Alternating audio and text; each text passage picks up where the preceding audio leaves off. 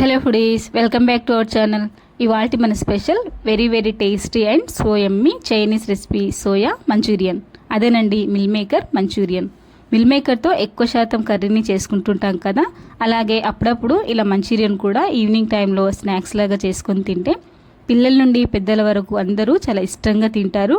Taste అంత బాగుంటుంది. మరి ఈ రెసిపీని ఎలా చేయాలో చూసేద్దాం. ఛానల్ని ఫస్ట్ టైం చూస్తున్న వాళ్ళైతే ఛానల్ని సబ్స్క్రైబ్ చేసుకోండి. ప్రాసెస్లోకి వెళ్ళిపోదాం. స్టవ్ పై ఒక గిన్నెలోకి 2 గ్లాసుల వరకు వాటర్ని తీసుకోవాలి.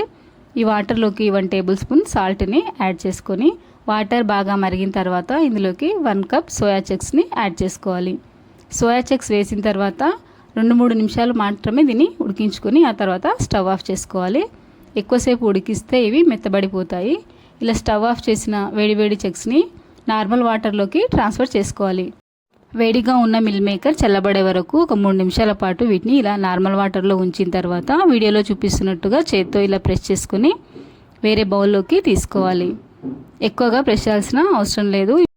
ఇలా వాటర్ పిండేసిన తర్వాత ఈ మిల్ మేకర్లోకి 1 టేబుల్ స్పూన్ కారం పొడి, టేస్ట్కి తగిన సాల్ట్, కొద్దిగా మిరియాల పౌడర్, అలాగే కొద్దిగా అల్లం వెల్లుల్లి పేస్ట్, 3 స్పూన్ల వరకు కార్న్ ఫ్లోర్ పౌడర్, 3 స్పూన్ల వరకు మైదాను కూడా యాడ్ చేసుకొని మొత్తం అంతా కలిసేలా ఒకసారి బాగా కలుపుకోవాలి. ఇందులోకి అవసరమైతే 1 స్పూన్ వాటర్ని తీసుకొని వీడియోలో చూపిస్తున్న కన్సిస్టెన్సీ వచ్చే వరకు కలుపుకొని దీన్ని ఒక 10 నిమిషాల పాటు పక్కకు పెట్టేయాలి.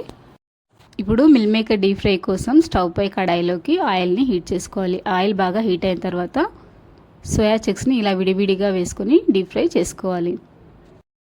మంటను లో ఫ్లేమ్లో ఉంచి ఇవి బాగా క్రిస్పీగా అయ్యే వరకు వీటిని డీప్ ఫ్రై చేసుకోవాలి. చూడండి, ఇలా క్రిస్పీనెస్ వచ్చిన తర్వాత వీటిని వేరే ప్లేట్లోకి ట్రాన్స్ఫర్ చేసుకొని ఇలా అన్ని సోయా చంక్స్ని కూడా డీప్ ఫ్రై చేసుకొని పక్కకు ఉంచుకోవాలి.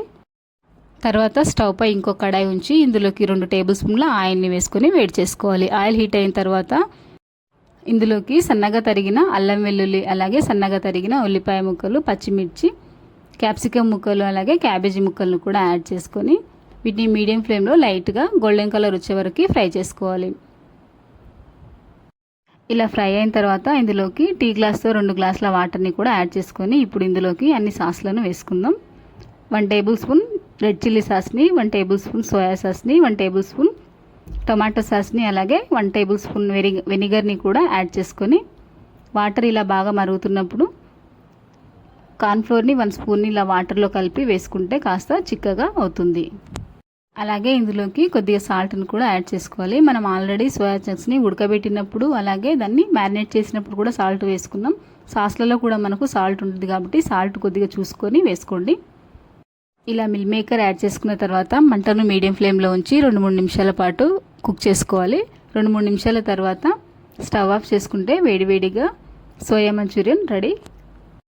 ఈ వేడివేడి సోయా మంచూరియన్ని ప్లేట్లోకి సర్వ్ చేసుకొని ఒక నిమ్మకాయని పూర్తిగా పిండేసి ఉల్లిపాయ ముక్కలతో సర్వ్ చేసుకుంటే టేస్ట్ చాలా అంటే చాలా బాగుంటుంది. చూసారు కదా ఎంత సింపుల్గా చేసుకోవచ్చో. అంతేకాకుండా టేస్ట్ అయితే చాలా బాగుంటుంది. సో మరి ఈ స్నాక్ రెసిపీని ఈవినింగ్ టైం మీరు కూడా తప్పకుండా ట్రై చేయండి. మీ ఫీడ్బ్యాక్ని మాకు కామెంట్ సెక్షన్లో తెలపండి. వీడియోని ఒక లైక్ చేయండి, అలాగే షేర్ చేయండి. అలాగే వే టు కుకింగ్ ఛానల్ని ఇంతవరకు సబ్స్క్రైబ్ చేసుకొని వారు ఉంటే సబ్స్క్రైబ్ చేసుకోండి. Thank you for watching.